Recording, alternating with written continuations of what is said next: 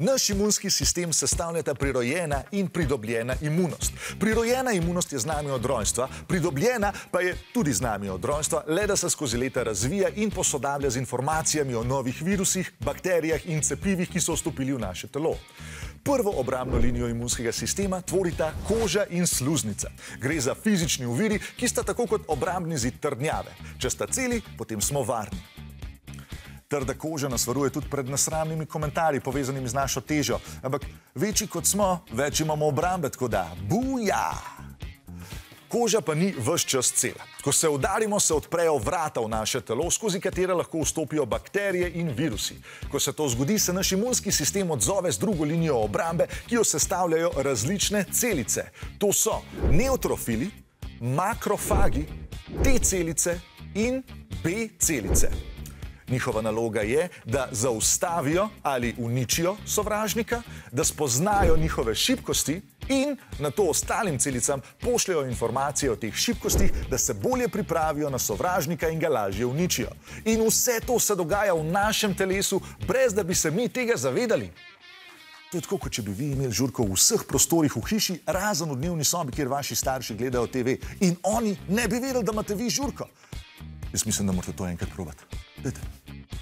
Prve celice, ki se v našem telesu soočijo s sovražniki, so makrofagi. To so stražarske celice, ki pojejo bakterije in jih v sebi razgradijo. Poleg makrofagov se na začetku v boj vključijo še nevtrofili. Ne vem, kaj mi je danes. Nevtrofili so rahlo usekane celice, ki med uničevanjem bakterij uničujejo tudi sebe, zraven pa lahko po nesreči uničijo tudi ta dobre človeške celice.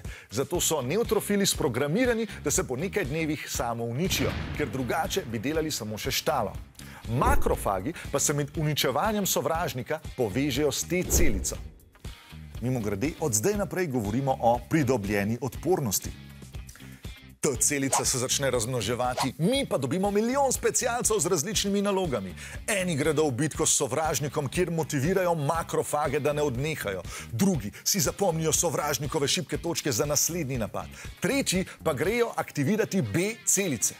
In ko T celica pove B celici, da so problemi, se B celici strga. Začne se množiti in proizvajati mini orožja, poznana kot protitelesa. In na tej točki so sovražniki praktično premagani.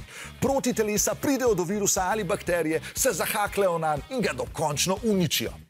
Ko je sovražnik kaput, vse celice, ki so pomagale pri obrambi, odmrejo, zato da naše telo po nepotrebnem ne porablja hranilnih snovi. Ostanejo pa spominske T in B celice, ki za vsak slučaj shranjujejo orožje v primeru, da se sovražnik vrne.